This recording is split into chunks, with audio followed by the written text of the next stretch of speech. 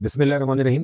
1,19,000 तकरीबन 500 की क्लोजिंग और पाकिस्तान की तारीख का एक हिस्टोरिक वीक और सबसे बड़ा समझ लें कि बुल रन हिस्टोरिकली हमने इस वीक में देखा। अच्छा, मैंने लास्ट वीकेंड पे जो एक खबर आई सीज़ फायर की और जिस तरह से हमारा और इंडिया के मामलात फ़िलहाल जो है वो कूल डाउन हुए, जिस अंदाज़ से हुए, उस अंदाज़ के हिसाब से मैंने एक लास्ट वीकेंड पे एक वीडियो जो है वो बनाई थी और मैंने इंडिकेट किया था कि जितनी जगह पे हमने उनको हिट किया है, उतने हज़ार पॉइंट इंशाल्लाह मार्केट जो है वो हम ले जाके जो है वो एक जो है वो सेलिब्रेशन करेंगे। तो जिस तरह से पाक फ़ौज ने इस मुल्क को एक खुशी दी, तो पाकिस्तान स्टॉक एक्सचेंज ने पाक फ़ौज को भी एक सलामी पेश की। टोटल 12,000 पॉइंट का जो है वो गेन था इस वीक का और तकरीबन 18,000 पॉइंट के गेन के साथ मार्केट क्लोज़ हुई। एक वीक में ये हिस्टोरिकली सबसे बड़ा गेन है और आज तक कभी हमने कोई भी एक हफ्ता इतने बड़े गेम्स के साथ नहीं देखा। अब होता ये है जो अब आज थोड़ा-सा मैं कुछ चीज़ें डिटेल में कोशिश करूँगा आप लोगों को गाइड करूँ। देखिए, मार्केट में पिछले 4 महीने से तकरीबन मैं जनवरी से रेगुलर एक बेसिस पे मैं एक बात कहता आ रहा था कि बाज़ार में एहतियात करें, बाज़ार में एहतियात करें। अच्छा, फिर जो मेरा अपना क्लाइंटेज है उसको मैं ये बात बार-बार कह रहा था कि देखिए मेरे पास उस वक़्त तक कोई नंबर ऑफ जो है वो आइटम्स नहीं होंगे रिकमेंड करने के लिए कि जब तक बाज़ार अच्छी एक हेल्दी करेक्शन ना ले ले। अब ये जो हेल्दी करेक्शन है बेसिकली ऐसा नहीं है कि कोई भी आदमी अपने हिसाब से किसी भी करेक्शन को हेल्दी बोल देगा। ये पीछे इसके पीछे एक मैथमेटिक्स होती है, एक ख़ास पॉइंट तक मार्केट को जाना होता है और वो बाज़ार नहीं जा रहा था, जबकि स्क्रिप्ट वाइज़ और मार्केट कैपिटलाइज़ेशन के हिसाब से मार्केट नीचे आ चुकी थी। यानी तकरीबन हमने पिछली दफ़ा जब 1,20,800 का जो आपकी मार्केट का एवर हाई हमने देखा था, तो आपकी मार्केट कैपिटलाइज़ेशन थी तकरीबन 52 साढ़े 52 अरब डॉलर की और फिर हमने बाज़ार को 1,16,17,000 पे मेंटेन होता हुआ देखा। और आपकी मार्केट कैपिटलाइज़ेशन हमने 49 अरब डॉलर तक आती हुई देखी। तकरीबन ढाई अरब डॉलर की कैपिटलाइज़ेशन में हमने करेक्शन आती हुई देखी और ये एक प्रॉफिट टेकिंग भी इसको कह सकते हैं और इसमें समझ लें कि जो ग्रीडी जो लोग मार्केट में एंटर होते हैं, मार्केट के हाईज़ को देख के जो लोग एंटर होते हैं, कैसीनो समझ के जो लोग एंटर होते हैं, तो ऐसे वक़्तों में बाज़ार अपने आप को लाज़मी करेक्ट करता है। अच्छा, वो करेक्शन फिर एक बहाना बना वॉर का और मार्केट ने इवेंचुअली वो करेक्शन दिखाई और 1,01,500 तक हम नीचे आए। अब मैं उन लोगों से मुखातिब सबसे पहले हूँ कि जो मुख्तलिफ ग्रुप्स में जब मैं थोड़ा डराया करता था और कॉशियस होने का कहता था, तो अक्सर लोग आपस में बात करते थे कि इरफान भाई घबरा रहे हैं। तो एक बात ध्यान में रखें कि जिस दिन इरफान भाई घबराया करें, उस दिन आप भी घबरा लिया करें, वरना इरफान भाई इतनी घबराहट आपको देंगे कि आप फिर घबराते चले जाएँगे और फिर हौसला देने वाला कोई नहीं होगा, तो बाज़ार ने आपको कम से कम वो सीन दिखा दिया। फंडामेंटल कोई भी हो, रीज़न कोई भी बने, बहाना बनता है और मार्केट उस चीज़ को करेक्ट एक दफ़ा करती है। अच्छा, वो करेक्ट होने के बाद जिस अंदाज़ से बाज़ार पलटा और ये जो गैप ओपनिंग थी, ये जो गैप है ना तकरीबन 9,952 पॉइंट 92 पॉइंट का, 9,992 पॉइंट्स बाज़ार प्लस ओपन हुआ और उसी को बाज़ार ने जो है कंटिन्यू किया पूरे हफ़्ते और फिर उसके बाद भी तकरीबन 2,000 पॉइंट बाज़ार और ऊपर आके क्लोज़ हुआ है। ये गैप अब सबसे बड़ा क्वेश्चन मार्क ये है कि क्या ये गैप फिल होगा? टेक्निकल चार्ट्स की के ऊपर 95% ये पॉसिबिलिटी होती है कि गैप्स जो क्रिएट हुए हों वो फिल अप हो जाते हैं, ठीक है? लेकिन अब आपको देखना ये होता है कि किस सिनेरियो में वो गैप बना, किस खबर पे वो गैप बना, क्या ऐसा फंडामेंटल आया और वो गैप कितना बड़ा है और उसकी अहमियत क्या है? देखिए, बहुत अहमियत है क्योंकि गैप है तकरीबन 10,000 पॉइंट्स का और अगर हम इसके बिहाइंड द सीन इसके रीज़न क्या था अगर उसको हम देखें, तो मेरा अपना एक ओपिनियन है और इसमें ज़ाहिर-सी बात है कि मैं अपने एक्सपीरियंस के हिसाब से एक बात कर सकता हूँ कि ये गैप मुझे नहीं लगता कि ये गैप फिल होगा अब। गैप एटलीस्ट अभी नियर फ्यूचर में तो फिल होता हुआ नहीं लगता मुझको। लेकिन मार्केट क्या है? मार्केट प्रोबेबिलिटीज़ का नाम है। तो एक जो चांस आप रख सकते हैं कि ठीक है, मैं गलत हो सकता हूँ और ज़रूरी नहीं है कि मैं अपने एक्सपीरियंस से जो बात कर रहा हूँ वो ठीक भी हो। तो एक रिस्क कोई एक रिस्क का लेवल कि जहाँ पे आप अपने आप को इस बात के लिए डिसाइड कर लें कि अगर मैं इससे इस पॉइंट के को स्टॉप लॉस रखूँ और इसके ऊपर मैं जो हूँ वो पॉजिटिव रहूँ। तो व्हाई नॉट के एक स्टॉप रख के मैं अपनी अपना एक जो है अपसाइड का कोई टारगेट बनाऊँ। लेकिन वो स्टॉप लॉस जो होगा वो स्ट्रिक्ट होगा। जबकि मुझे ऐसा लगता है कि वो स्टॉप लॉस लगाना लाज़िम है, लेकिन वो इंशाल्लाह मुझे हिट होता हुआ फ़िलहाल नहीं लगता। लेकिन देखिए, ये जो मैं बात कर रहा हूँ कि मुझे हिट होता हुआ नहीं लगता, ये मैं प्योर अपने एक्सपीरियंस की बेस पे कर रहा हूँ। लेकिन इसका ये हरगिज़ मतलब नहीं है कि ये कोई कुरानिक वर्ड हो गया और बस अब ऐसा ही होगा जैसा मैं कह रहा हूँ। लेकिन आप इसीलिए जब आपको अपने एक्सपीरियंस से कोई चीज़ एक फ़ील आने लगती है, तो थोड़ा-सा कॉन्फिडेंस लेवल जो है वो ज़्यादा होता है। लेकिन तब भी एक एक रिस्क रखा जाता है, लेकिन तब भी एक स्टॉप रखा जाता है। क्योंकि दुनिया में मुख्तलिफ़ किस्म के फंडामेंटल्स क्रिएट हो रहे होते हैं, नई खबरें आ रही होती हैं, नया न्यूज़ फ्लो आ रहा होता है, बाज़ार उस हिसाब से अपने आप को चेंज करता है। और स्पेशली जो ये मेरी वीकली वीडियो होती है, इसको एक बात समझ लें कि ज़ाहिर-सी बात है मैं वीक ऑन वीक बेसिस पे आप लोगों के सामने आके अपना पॉइंट ऑफ व्यू रखता हूँ। अब मिड वीक में किसी वक़्त कोई बहुत बड़ा कोई ऐसा चेंज आया तो फिर मैं अर्जेंट बेसिस पे सामने भी आता हूँ। मैं लोगों से बात भी करता हूँ और अपना पॉइंट ऑफ व्यू दोबारा जो है वो रिव्यू करके आप लोगों के सामने रख देता हूँ। अच्छा, एक चीज़ और आप लोगों ने नोट कर ली होगी कि देखिए, जब बाज़ार में ये क्राइसिस आए, तो ऐसा नहीं था कि कहीं पर मैं गायब हुआ हूँ, ठीक है? ये मैं नए लोगों को बता रहा हूँ, पुरानों को पता है। जब कभी भी बुरा वक़्त बाज़ार पे आता है ना, तो मैं ज़्यादा लोगों के सामने होता हूँ और मेरा ज़्यादा मैं लोगों की एक्सेस में आता हूँ। क्योंकि वो वक़्त होता है कि मुझ जैसे आदमी को, जो कि मार्केट में ख़ास टाइम गुज़ार चुका है, तो मुझे फ्रंट पे आना चाहिए और मुझे लीड करना चाहिए आप लोगों के साथ। तो एटलीस्ट मेरे क्लाइंट्स इस बात के गवाह हैं कि मैं नॉर्मली इतना ज़्यादा जो है वो कन्वर्सेशन नहीं कर रहा होता, जितना कि मैंने इस बुरे वक़्त में आप लोगों के साथ रखी, और जितनी मैंने चाहे छोटी-मोटी वीडियोज़ बनाई, लेकिन मैंने अपनी प्रेज़ेंस लगाई आप लोगों के आगे। तो रीज़न यही है कि मकसद है कि मार्केट में कोई गलत डिसीजन ना हो लोगों से, क्योंकि ओवरऑल मार्केट जो है वो कलेक्टिव मुख्तलिफ लोगों के एक्शन का नाम होता है।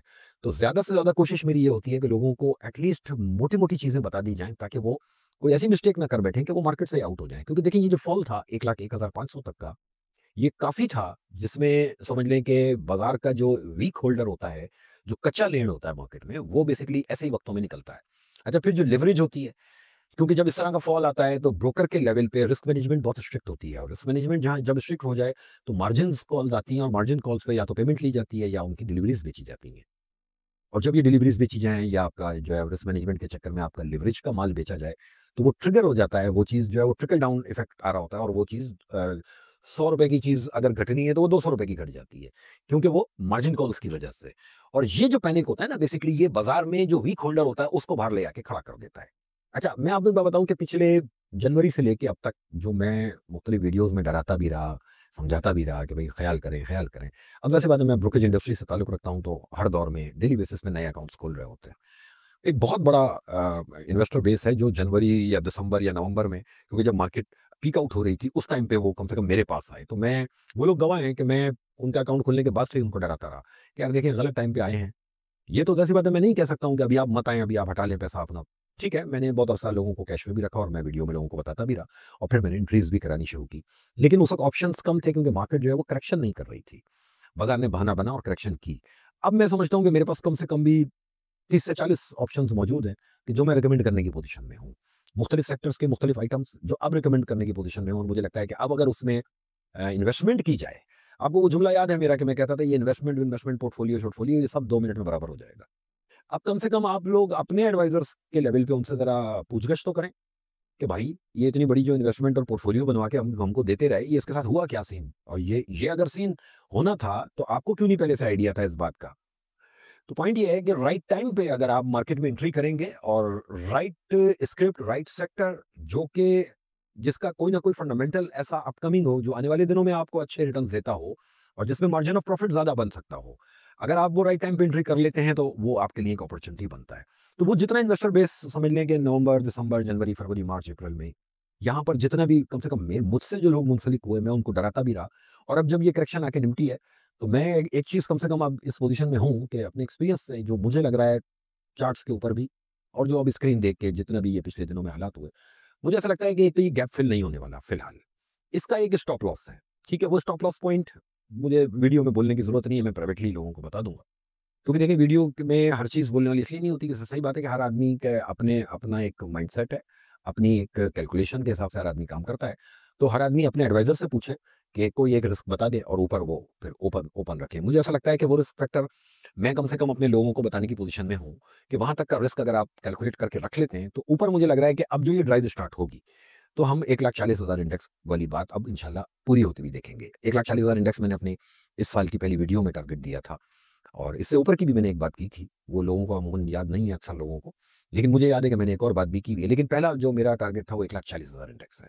मुझे ऐसा लगता है कि अब हम इस करेक्शन के बाद हम उस फ़ेज़ में आ चुके हैं कि जहाँ पर हमें अब इस डायरेक्शन की तरफ बढ़ना है। अच्छा, इसका ये हरगिज़ मतलब नहीं होता कि आज आप 1,19,000 रुपए खड़े हैं, तो अब आपने 1,40,000 रुपए जाके माल बेचना है। बीच में छोटे-छोटे रेजिस्टेंस और 2-2, 4-4, 6-6, 8-8 हज़ार पॉइंट की अप एंड डाउन्स आपको मिलती रहेंगी, और ये जो अप एंड डाउन होती है, बेसिकली ये अपॉर्च्युनिटी होती है। देखिए, अगर राइट टाइम पे आपने एग्ज़िट किया है, और वही चीज़ अगर आपको 5% 10% अगर वापस नीचे मिलने की उम्मीद है, तो व्हाई नॉट कि आप वो 5-10% भी निकालें। इसकी एक मिसाल यूँ है कि कोई एक शेयर टोटल ₹10 की मूव करे अपसाइड, लेकिन आप उस ₹10 की मूव में उस शेयर में से ₹15 निकाल लें। ये कैसे होगा? ये बेसिकली उसी वक़्त हो सकता है कि आपने एक रेजिस्टेंस में उसको बेचा, वापस वो थोड़ा-सा नीचे आया सपोर्ट से, तो आपने वापस लिया और वो फिर अब नई रेजिस्टेंस, वो रेजिस्टेंस क्रॉस हुई और वो नई रेजिस्टेंस की तरफ बढ़ा। ₹10 की मूव में ₹15 निकालने का अगर फन आपको आता है, तो आप इस मार्केट में बहुत अच्छा कमा सकते हैं। या आपके एडवाइज़र को आता है, तो उनको चाहिए कि अपने क्लाइंट्स को ये वाली एडवाइस करें और साथ-साथ वो इन और आउट भी करते रहें। लेकिन ओवरऑल डायरेक्शन जो अब मुझे लग रही है, वो 1,40,000 की फिलहाल लग रही है। उसका रीज़न क्या है? देखिए, पिछले 3-4 साल में जो कुछ भी पाकिस्तान में होता रहा, पॉलिटिकल साइड से, और जिस तरह से पाकिस्तानियों का मोरल गिरा हुआ था और जिस तरह से इस मुल्क को हमने एक डिफ़ॉल्ट की पोज़ीशन के करीब जाते हुए देखा, एक डिसअपॉइंटमेंट थी, जब आपने देखा कि आपकी स्टॉक मार्केट $22 अरब की रह गई थी। फिर उस डिसअपॉइंटमेंट को हमने एटलीस्ट यहाँ पे रिकवर होते हुए देखा कि गवर्नमेंट लेवल पे कुछ इस्लाहात की गई, इकोनॉमी को सँभालने के लिए कुछ सीरियस नोट पे कुछ काम किए गए और फिर आपने अपने डॉलर रूपी पैरिटी को सँभलता हुआ देखा, फिर आपने इन्फ्लेशन को नीचे आता हुआ देखा, फिर आपने इंटरेस्ट रेट को नीचे आता हुआ देखा। यहाँ से एक फाइनेंशियल साइड पे तो हौसला बना था। लेकिन देखिए, किसी भी मुल्क के लिए सिक्योरिटी सबसे बड़ा जो है ना वो कंसर्न होता है। पाकिस्तान में जिस तरह से कुछ सियासी पार्टियों की तरफ से सोशल मीडिया पे जो काम किया गया अगेंस्ट सिक्योरिटी एजेंसीज, अगेंस्ट पाक फौज, अगेंस्ट पाकिस्तान, जो कुछ किया गया उससे बेसिकली एक परसेप्शन सा क्रिएट हो गया था, एक फियर दिल में आ गया था कि शायद पाकिस्तान अब सेफ कंट्री नहीं रहा या ये सेफ हैंड्स में नहीं है। वो एक मिसाल है कि वो एक कहते हैं ना कि एक इंसान की तदबीर और फिर एक अल्लाह की तदबीर, होता वही है जो अल्लाह की तदबीर, ठीक? जैसा पाकिस्तान के साथ वही हुआ कि देखिए, दुनिया ने आपके लिए कुछ सोचा, खराब सोचा और अपनी कैलकुलेशन के हिसाब से आपके ऊपर हाथ डाला। लेकिन जब हाथ डाला तो उनको पता ये चला कि फिर एक अल्लाह की तदबीर है। जब अल्लाह की तदबीर होगी तो वही गालिब आएगी।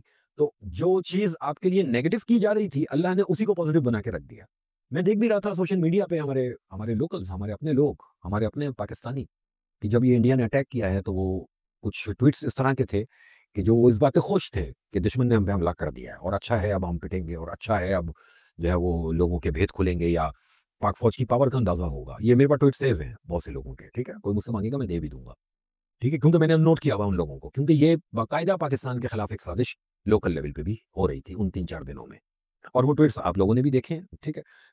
लेकिन वही बात है कि एक अल्लाह की तदबीर की ये जो एक इवेंट हुआ है ना बेसिकली, इसने पाकिस्तान का इमेज स्काई हाई कर दिया है इस वक़्त। इस वक़्त पूरी दुनिया में जो परसेप्शन था कि पाकिस्तान कोई कमज़ोर कंट्री है, एक क्रिकेट टीम जिसकी कोई औकात नहीं है, वो पाकिस्तान आने से जो है वो घबराती थी कि हम हमारे यहाँ कोई सिक्योरिटी नहीं है।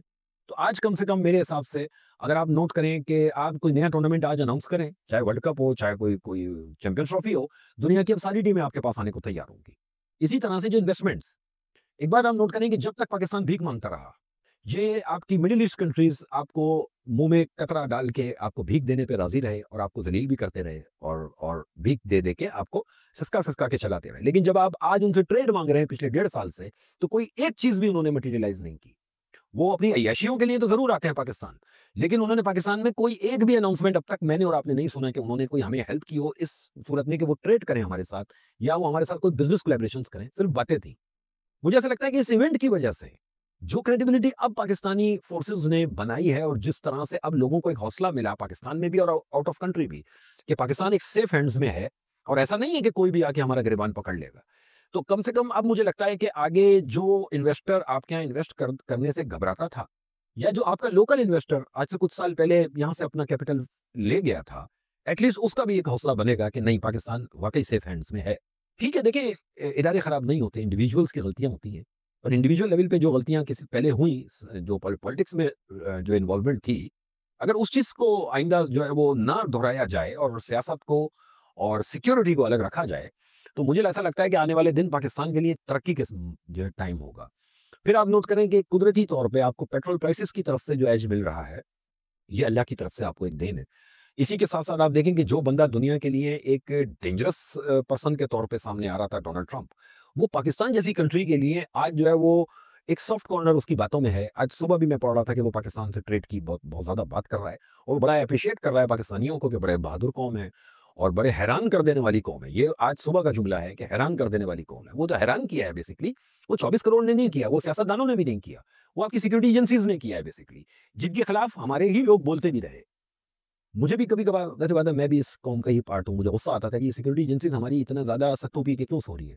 तो उनको नहीं पता सोशल मीडिया पे पाकिस्तान में रहता हुआ एक आदमी अपने अपने चैनल से क्या कुछ बातें कर रहा है और वो क्यों नहीं एक्शन करते इनके खिलाफ। क्योंकि मैंने जब होश संभाला तो मैंने कराची के अंदर एक ऑपरेशन देखा और मैंने देखा कि जब कराची के अंदर कोई सिक्योरिटी एजेंसीज़ के खिलाफ काम करे, तो उसको तो टैंकों के नीचे दबा दिया जाता है। उसकी लाशों के अंबार रोज की 50-50 लाशें रोडों पे पड़ी हुई होती थी।